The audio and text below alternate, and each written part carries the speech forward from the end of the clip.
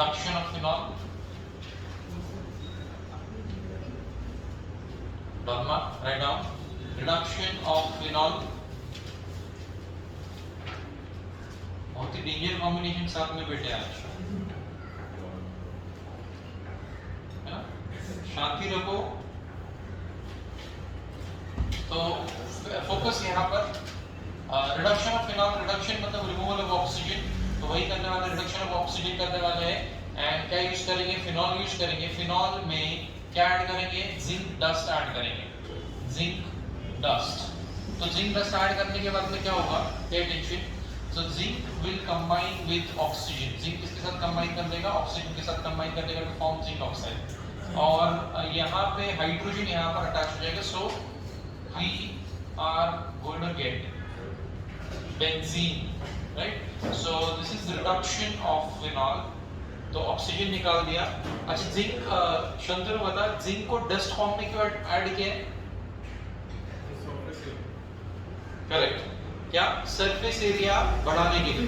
Okay, surface area बढ़ाने के लिए क्या होगा, क्योंकि ये सॉलिड स्टेट में कम मॉलिक्यूल्स रिएक्ट करेंगे, कम एटम्स रिएक्ट करेंगे अगर आप उसको ब्लॉक फॉर्म में रखोगे। बट उसको पाउडर फॉर्म में करके डालोगे तो अंदर के जो एटम्स है, सरफेस एरिया बढ़ के अंदर के जो एटम्स है वो भी रिएक्ट करना शुरू कर देंगे। So zinc and oxygen will combine from zinc oxide and hydrogen get attached over here.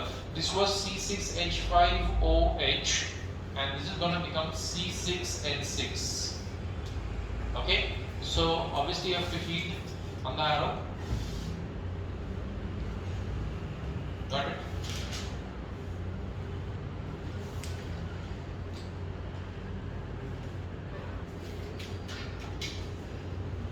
तो ये हो गया रिडक्शन ऑफ फिनॉल। अब रिडक्शन ऑफ फिनॉल के बाद में let us also take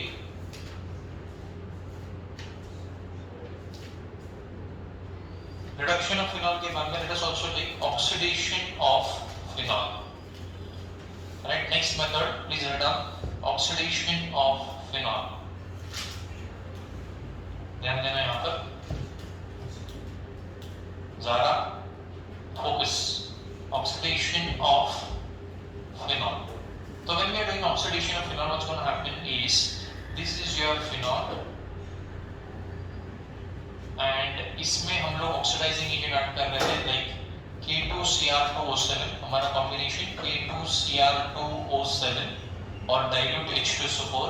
This is a standard combination used for oxidizing reactions.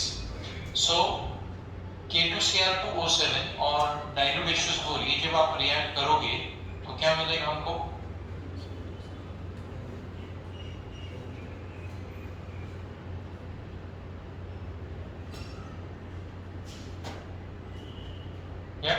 क्या मिलेगा?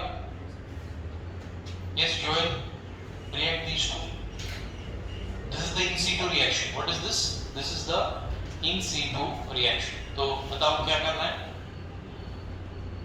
Yes, Parth. K2 and SO4 will combine to form K2SO4. Is that correct? Yeah. Then Cr2 and SO4, in SO4 will combine to form Cr2SO4 thrice. Remember, it's going to combine to form Cr2SO4 thrice. तो Cr2SO4 thrice जो है यहाँ पर ध्रुव बताएगा कि इधर ब्रोमियम का oxidation हुआ है या रिडक्शन हुआ है।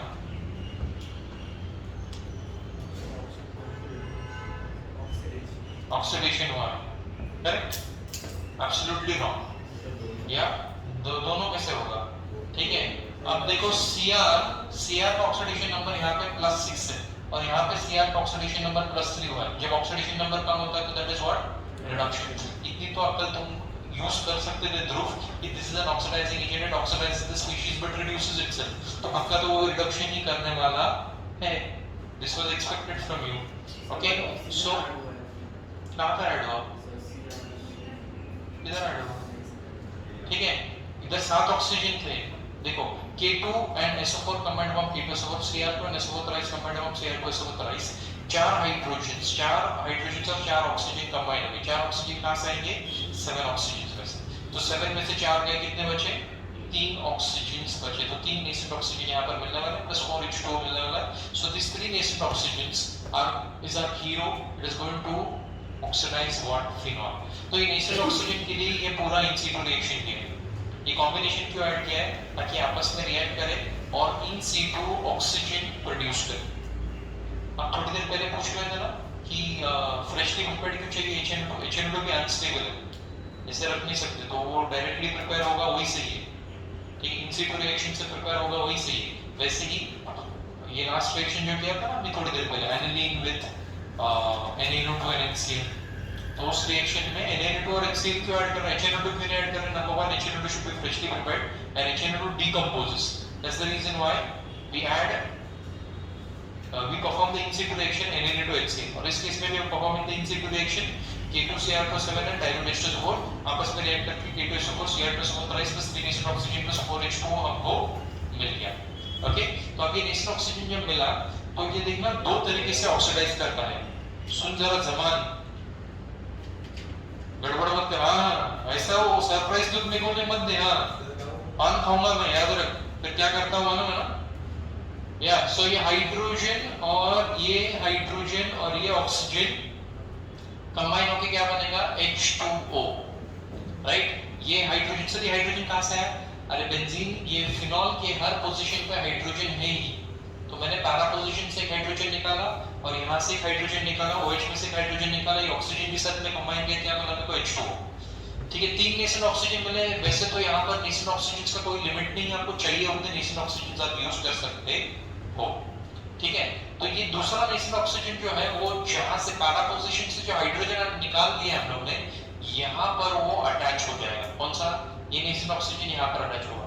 एक ऑक्सीजन ऑलरेडी यहाँ पर है, वो भी डबल बॉन्ड के साथ में बन जाएगा, okay, it will bond with a double bond. और ये जो अंदर के डबल बॉन्ड्स है ये थोड़े से चेंज करने पड़ेंगे आपको। क्यों चेंज करने पड़ेंगे, क्योंकि देखना कार्बन की वैलेंसी ऑलरेडी सैटिस्फाइड है, नॉर्मा 1 2 3 4, ये वाले कार्बन की 1 2 3 4, so I cannot put a double bond over here. If I put a double bond over here, the valency will become 5, so I cannot put a double bond. That's why I change the position of my double bonds in this manner and I will make a new compound that is quinone. क्या बना ये, quinone.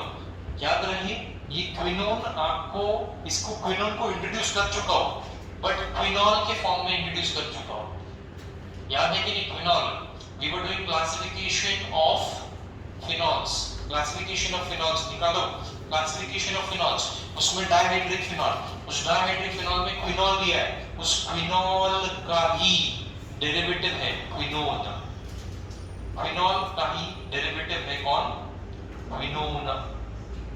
Okay, so this was oxidation, first we did reduction of phenol, और अब हम लोग ने क्या कर दिया, पूरा क्या किया, नहीं पता, शर्म आती है, देखो वो भी नहीं आती, क्यों यार, क्या किया हम लोग, पहले रिडक्शन किया उसके बाद में क्या किया, तो वही पूछ रहा हूं ना, ठीक है। ऑक्सीडेशन ऑफ फिनॉल कर दिया, पहले रिडक्शन ऑफ फिनॉल किया, अभी ऑक्सीडेशन ऑफ फिनॉल किया, ठीक है। रिडक्शन किया बाय यूजिंग,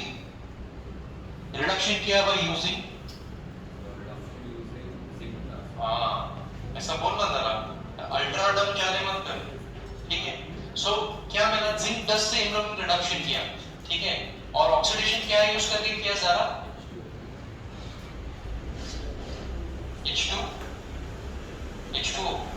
H2O यूज करके ऑक्सीडेशन किया, जरा आपके सामने है, इतने भी डम नहीं हो सकते आप, आपके सामने ऑक्सीडेशन क्या यूज करके किया हम लोग ने, कीटोन K2Cr2O7 और K2Cr2O7 combination of dilute H2SO4 use करके हम लोग ने फिनॉल को क्या कर दिया, ऑक्सीडाइज कर दिया, into what, oxidised into phenol. Okay, so अभी एक क्लासिकल रिएक्शन मोबाइल्स बाजू में रखते हुए यहाँ पे फोकस करेंगे रोशन हैदर, ओके।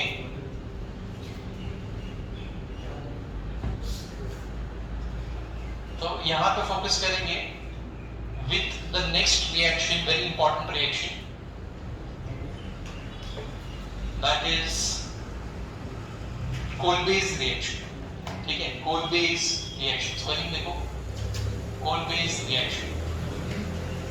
तो अभी तक जितने भी रिएक्शंस हुए, ठीक है, अभी तक जितने भी रिएक्शंस हुए उन सारे रिएक्शंस में हम लोगों ने क्या किया था डॉर्मा, मतलब इसके पहले केमिकल प्रॉपर्टीज के प्रिपरेशन में क्या किया था, सब जगह पे राइट साइड में फिनॉल प्रिपेयर किया था। अभी लेफ्ट साइड में फिनॉल यूज करके उसमें से क्या क्या बना सकते हैं वो अभी हम लोग देख रहे हैं। ओके, और वो सब जो अभी हम लोग देख रहे हैं इसमें हम लोग ने पहला देखा oxidation of phenol, reduction of phenol देखा है। अभी हम लोग थर्ड वाला देखने जा रहे हैं कोलबेज रिएक्शन। कोलबेज रिएक्शन के लिए निमोनिक है triple S, S S and S, Shantanu Shantanu and Shantanu. ठीक है, तो first S stands for sodium hydroxide, the second S will stand for sodium phenoxide, and the third S will stand for salicylic acid. Please write down the mnemonic properly. It's going to help us in preparing the doing the Kolbe's reaction and preparing salicylic acid. Talking about salicylic acid is a painkiller. It's a derivative. Its derivative is used in Iodex. Iodex होना है methyl salicylate. तो methyl salicylate, salicylate किसका derivative है? Salicylic acid का ही derivative है। Salicylic acid में आपके सैलिसिलिक एसिड में एक मिथाइल ग्रुप लगा दो, मिथाइल सैलिसिलेट बन जाएगा। वो टिपिकल स्मेल आएगा किसका? आयोडेक्स के जैसा। Methyl salicylate acts as a painkiller. Apart from that डोल्मा, अगर इसमें एसिटाइल ग्रुप लगा देते, ठीक है, मिथाइल की जगह पे एसिटाइल ग्रुप लगाते इसमें सैलिसिलिक एसिड में, तो बन जाएगा acetyl salicylic acid. Acetyl salicylic acid ASA, acetyl salicylic acid is nothing but aspirin, and aspirin is the same medicine which is marketed by the brand name Disprin, right? Disprin ऐसा पानी में डालते ही बोलते पीते, एक्चुअली वो तरीका नहीं है पीने का या वो ड्रग को एडमिनिस्टर करने का। Okay, so that is aspirin. Okay, so aspirin or acetyl salicylic acid is used as a painkiller. तो salicylic acid और salicylic acid के derivatives क्या बोल के यूज कर रहे हैं हम लोग? We are using them as a painkiller. Painkiller भी गलत word actually. Okay, painkiller is also the wrong term. Why is it the wrong term? रोशन, क्योंकि कोई ऐसा मेडिसिन नहीं है जो पेन को किल कर देता है, बस पेन की जो सेंसेशन है उसको ब्लॉक कर देता है। समझ में आ रहा है? अभी से फॉर एग्जांपल जबान है, ध्यान नहीं दे रहा, तो मैं क्या करता हूँ कि उसको इधर सामने बुला के उसके हाथ में ऐसा राउंडर मारता हूँ। ठीक है, करूंगा मैं, अगर वो ध्यान नहीं दे रहा है वो ही करना पड़ेगा अपने को। ऐसा मारता हूँ तो क्या होगा? उड़ेगा, ठीक है, तड़पेगा। क्यों? क्योंकि न्यूरॉन्स सिग्नल भेजेंगे कहां पर? ब्रेन तक। लेकिन अगर मैंने बहुत ही स्ट्रॉन्ग, सुन मेरी बात, अगर मैंने बहुत ही स्ट्रॉन्ग नार्कोटिक एनाल्जेसिक या कोई भी एनाल्जेसिक दे दिया, तो वो जो इंपल्स पेन का ब्रेन तक जा रहा है ना, वो इंपल्स को ही ब्लॉक कर देगा। फिर उसके हाथ को काट भी देंगे तो भी समझ में नहीं आएगा उसको। ठीक है, ऑपरेशन में क्या यूज करते हैं? Anaesthesia, analgesic. ठीक है, तो all these what they do not kill the pain but they block the sensation of pain. तो pain killer is a misnomer. Misnomer मतलब क्या? गलत वर्ड है, आपको मिसगाइड करने वाला वर्ड है misnomer. It does not kill the pain, pain is there but only you cannot feel it. It is not reaching your brain to make you feel it. See, pain का sensation is very important. नहीं तो क्या damage हो रहा है पता नहीं चलेगा। one of our students, उसके grandfather को heavy diabetes था। अब diabetes में pain sensation थोड़ा चल जाता है, especially feet में tingling sensation आता है, blood circulation उतना अच्छे से नहीं होता है। तो वो ऐसे ही दोपहर में टेरेस पे गए थे, कुछ काम था तो टेरेस पे चले गए थे, उनको पता ही नहीं चला कि उनके पैर जल गए, पेन नहीं हो रहा था। डायबिटीज में होता है। तो बाद में उनके उनके पैर जलने की वजह से उनकी जो थाई मसल्स, थाई के ऊपर से स्किन निकाल के तलवों पे लगाना पड़ा। ठीक है, आपकी बॉडी में, सुन मेरी बात, आपकी बॉडी में कहीं भी कोई स्किन फट जाता है, पहले के जमाने में बोलते थे ना कि जाओ इसकी नाक काट दो, सुना है आपने? राजा लोग ऐसी सजा देते थे। तो इसके लिए वो मुहावरा बन गया ना, तुम्हारे पेरेंट्स बोलते हैं, पार्थ को बोलते हैं, आ गया नाक कटा के, नहाटा आ गया नाक कटा के, गेम खेल के आया नाक कटा के आया, ऐसा बोलते कभी? या किधर और अफेयर किया तो बोलते नाक कटा के आ गया। ठीक है, तो नाक कटाना मतलब अभी वो सिर्फ मुहावरा है, लेकिन पहले के जमाने में एक्चुअल में नाक काटते थे राजा लोग। ओके, सो वो सजा थी, सूली पे चढ़ाना, नाक कटाना, ऐसे अलग अलग। तो उस टाइम पे सुश्रुत, राइट, सुश्रुत नाम का एक अभी भी वो ग्रंथ है, मतलब तो सुश्रुत ये इंसान ने क्या किया, मतलब ही derived the first surgical procedure. तो थाई में से नाक का स्किन, मतलब थाई का स्किन निकाल के नाक पे लगा देते। It was the first surgery conducted in the human history, right, history of mankind, first surgery conducted by Sushruta. Okay, so वही प्रोसीजर आज तक हम लोग फॉलो कर रहे हैं। मतलब कहीं पर भी आपका स्किन निकल जाए, समझो चेहरे पे कोई स्किन निकल गया आपका, तो थाई से ही निकालते हैं स्किन और उधर लगाते हैं। सर एक काम करो ना, किसी और का स्किन लो फिर लगाओ, नहीं, किसी और का स्किन आपको मैच नहीं करेगा, that will be treated as a foreign body, और फॉरेन बॉडी कैसे ट्रीट करेगा, तो उसको अटैक करेंगे, it will not be accepted. आपकी खुद की स्किन चाहिए उसके लिए। और सर थाई से क्यों निकालते हैं, क्योंकि थाई के जो स्किन है वो बहुत जल्दी रिकवर हो जाती है, इसके लिए थाई से स्किन ले लेते हैं। क्या हम लोग थोड़ा सा डिबेट जानबूझ के किया हम लोग ने, क्योंकि सेकंड सेशन है आपका, तो समझ में आना चाहिए आपको। ओके, सो अब painkillers is a misnomer. Okay, pain killer is not something that is real, it is a misnomer, it just blocks, it does not kill the pain, does not stop the pain. Pain is there but does not allow you to understand that pain is there, so it's a misnomer. तो अभी हमको कोल्बेस reaction करना है। मैंने triple S आपको mnemonic दिया है, salicylic acid एक पेन किलर बनाने के लिए हमको ये कोल्बेस रिएक्शन परफॉर्म करना है। तो ऑब्वियसली हमको रिएक्शन हम लोग कहां से शुरू करेंगे, हम लोग रिएक्शन शुरू करेंगे थ्रू फिनॉल, ऑब्वियसली, क्योंकि reactions of chemical properties of phenol है, फिनॉल के ही रिएक्शंस हम लोग कर रहे हैं। तो फिनॉल से स्टार्ट करेंगे जमान, और उसमें फर्स्ट एस क्या था, सोडियम हाइड्रोक्साइड। तो फर्स्ट एस ऐड करो, sodium hydroxide, first S add कर दिया, सोडियम हाइड्रोक्साइड। सेकंड एस हमको मिलेगा, हम पहले से जानते हैं कि सोडियम हाइड्रोक्साइड बेस हाइड्रोलिसिस अगर इसका करते हैं या सिर्फ NaOH के ऐड करते हो आप, तो आपको क्या मिलने वाला है, यहाँ पे सोडियम फिनॉक्साइड मिलने वाला है। क्या मिलेगा, सोडियम फिनॉक्साइड, ध्यान से, sodium phenoxide, alright. So sodium phenoxide मिलने के बाद में क्या होगा, अब नेक्स्ट स्टेप, नेक्स्ट एस क्या था, सैलिसिलिक एसिड। बट वो सैलिसिलिक एसिड ऑब्टेन करने के लिए क्या करना पड़ेगा आपको, थैंक गॉड, हाँ, तो सैलिसिलिक एसिड ऐड करने के लिए क्या करना पड़ेगा आपको, जल्दी बोलो, we have to add acidic groups, we add CO2।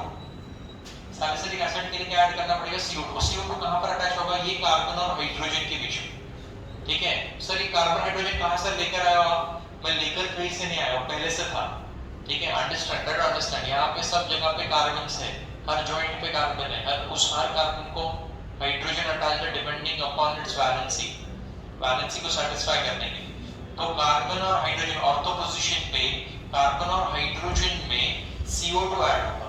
CO2 का structure, CO2 something like C double bond O।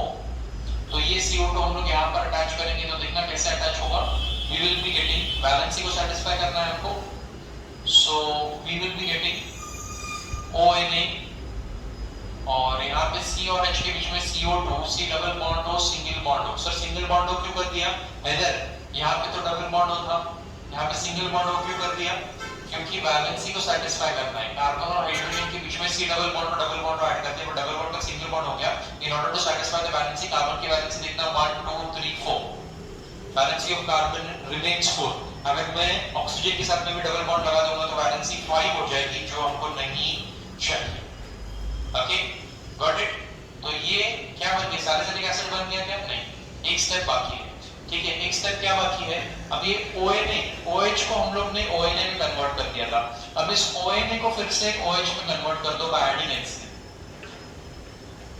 अभी शंतनु बोलेगा सर क्या पागलपन है यार, बोलो, स्टार्टिंग में हम लोग ने OH था, अच्छा खासा OH था, बीच में ONA कर दिया। अब ONA क्यों किया, जब वापस OH करना ही था तो फिर से ONA क्यों किया, तो ONA इसके लिए किया था ताकि हम लोग ये CO2 को ऐड कर पाए। अगर आप यहाँ पे OH रखते तो आप CO2 को ऐड नहीं कर पाते, and that was the reason why we now we have added COH, so we convert this ONA back to OH. ठीक है, यहाँ पे NaCl मिलेगा as a byproduct. Na and Cl will combine to form Na plus Cl minus will combine to form NaCl. H plus will get attached over here, and here we have finally got salicylic acid. थोड़ा spelling ध्यान से लिखो, बहुत सारे बच्चे cyclic लिख देते, पता नहीं क्या लिख देते, ठीक है? तो सैलिसिलिक है, स्पेलिंग देखो ध्यान से, salicylic acid. Got it? Salicylic acid, did you understand?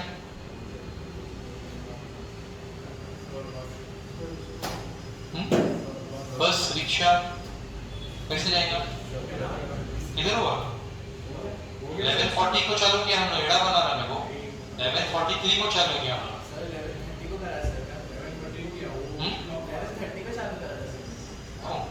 छोटे इंसान पेशेवर, राइट? सो ये कोल्बेज रिएक्शन हो गया. नेक्स्ट वाला करो कोल्बेज के बाद में रिमर टिमन.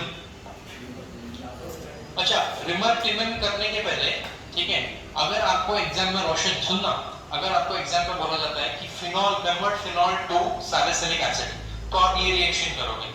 बट अगर आपको एग्जाम में कहा गया कि कन्वर्ट फिनॉल टू एस्पिरिन यानी कि एसिटाइल सैलिसिलिक एसिड, तो इसके आगे एक स्टेप और करोगे, बट वो पूछेंगे तो ही करोगे. कोल्बेज रिएक्शन पूछते हो यहाँ तक करोगे, सैलिसिलिक एसिड पूछते हो यहाँ तक करोगे. बट अगर एसिटाइल सैलिसिलिक एसिड पूछते, जो कि सीबीएसई की एक एग्जाम में पूछा गया था, तो आप ये एक एक्स्ट्रा प्रोसीजर, एक एक्स्ट्रा स्टेप यहाँ पर करोगे. Doctor just close the door. तो यहाँ पर हम लोग क्या ऐड करेंगे? For getting acetyl salicylic acid तो will add acyl chloride. Acetyl group attach करना है, ठीक है? जब भी आपको एसिटाइल ग्रुप अटैच करना है, मेरी बात ध्यान से सुनना, अगर आपको एसिटाइल ग्रुप अटैच करना है तो दो ही ऑप्शन है आपके पास. एक तो आप एसाइल क्लोराइड यूज करो, ये वाला, या फिर एसिटिक एनहाइड्राइड यूज करो. और एग्जाम में एमसीक्यूज में अगर आपको पूछते हैं which one is more preferred, तो acetic anhydride is more preferred. This is acetic anhydride. So then why did you use acetic anhydride? और स्ट्रक्चर बड़ा है, एरो पे फिट नहीं होता, इसके लिए मैंने एसाइल क्लोराइड यूज करा. But actually this one is more preferred. क्या? Acetic anhydride, that is more preferred. What is acetic anhydride? It is carboxylic acid devoid of water. Carboxylic acid में, दो कार्बोक्सिलिक एसिड में दो acetic acid को लेकर उसमें से वाटर अगर निकाल दिया तो उसी को कहते हैं क्या? Acetic anhydride. Acetic acid without water is acetic anhydride. तो अब देखना क्या होगा कि यहाँ से H निकलेगा समान, यहाँ से H और Cl कंबाइंड फॉर्म HCl, ठीक है? और ये COCH3 ग्रुप यहाँ पे अटैच हो जाएगा. बट हमारा रोल क्या है जानते हो ना? जहाँ से तोड़ा है वहीं से जोड़ना है. जहां से आपने तोड़ा है वहीं से जोड़ना है. तो तोड़ा कहां से आपने? तोड़ा आपने यहां से, जोड़ोगे भी यही से. C double bond O CH3, तोड़ा यहां से, जोड़ोगे यहां से. C डबल बॉन्ड O से कनेक्ट करोगे, CH3 C डबल बॉन्ड लिखोगे, मुंह पे गिरोगे, दो दांत टूटेंगे. ओके, क्योंकि गलत हो जाएगा, वैलेंसी वगैरह सब गलत हो जाएगा. और ये C double bond OH will remain as it is. Now it has become acetyl salicylic acid. Acetyl salicylic acid, in other words, is also called as aspirin, the famous analgesic medicine, which is being used since last 40 years, not 40, probably last 60 years in the market. Aspirin.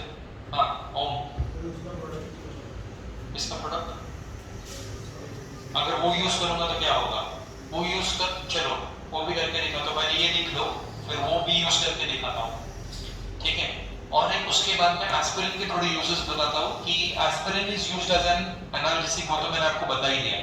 But apart from that aspirin is also used as a mucolytic.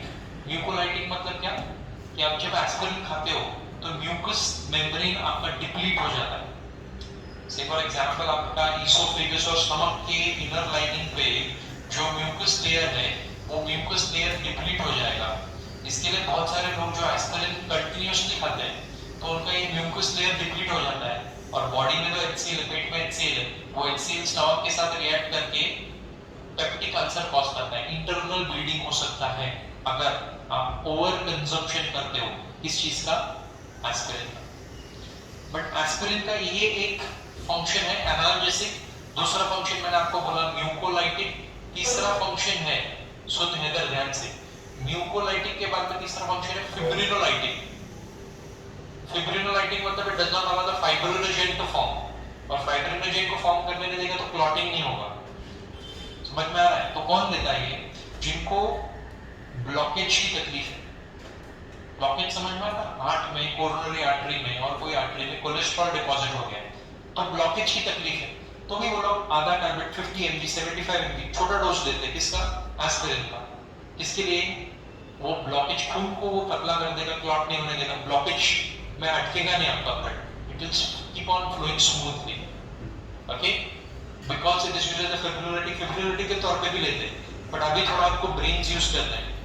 ठीक है, किसी को injury हो गया है, दर्द हो रहा है, इंजरी हो गया है, दर्द हो रहा है, ब्लीडिंग हो रहा है, तुम बोलते हो उसको एस्पिरिन खा, तेरा दर्द कम होगा।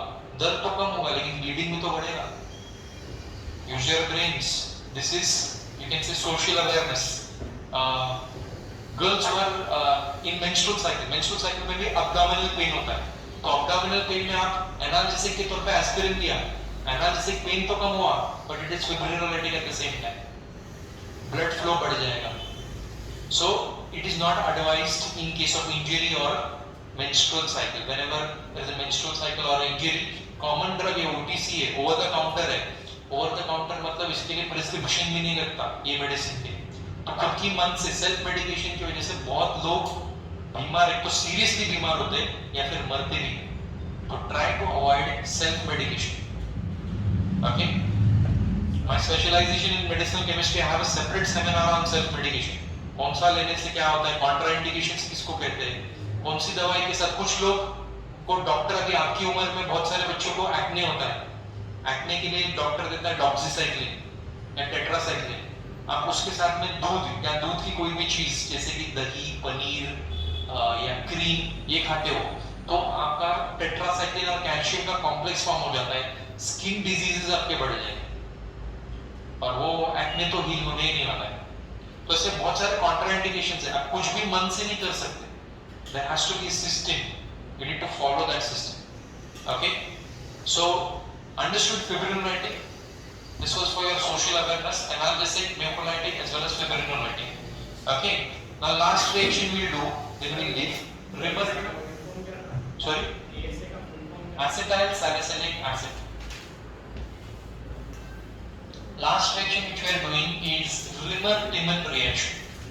जैसे इसमें सैलिसिलिक एसिड बना वैसे क्या बनने वाला है अभी, सैलिसिलडिहाइड बनने वाला है। क्या बनने वाला है? सैलिसिलडिहाइड। Rimmer-Timon reaction, इस रिएक्शन में भी हम लोग बहुत बार NaOH यूज करने वाले। ये N stands for what? We are going to use multiple NaOH. Rimmer-Timon reaction. तो Rimmer-Timon में again we be starting with phenol, phenol से ही स्टार्ट करेंगे और फिनॉल से स्टार्ट करने के बाद में ध्यान से सुनना, फिर से NaOH ऐड करेंगे, फिर से सोडियम फिनॉक्साइड मिलेगा हमको, और एक बार सोडियम फिनॉक्साइड मिल गया तो क्या करना है, बोरान we will be adding this time chloroform. Chloroform को ऐसे लिखूंगा, चलेगा कि देखना जरा,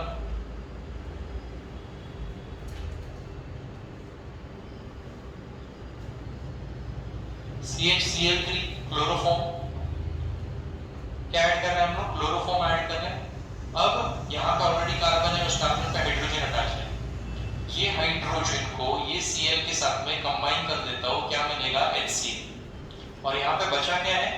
बचा CHCl2। CHCl2 को हाइड्रोजन की जगह पे अटैच कर दो।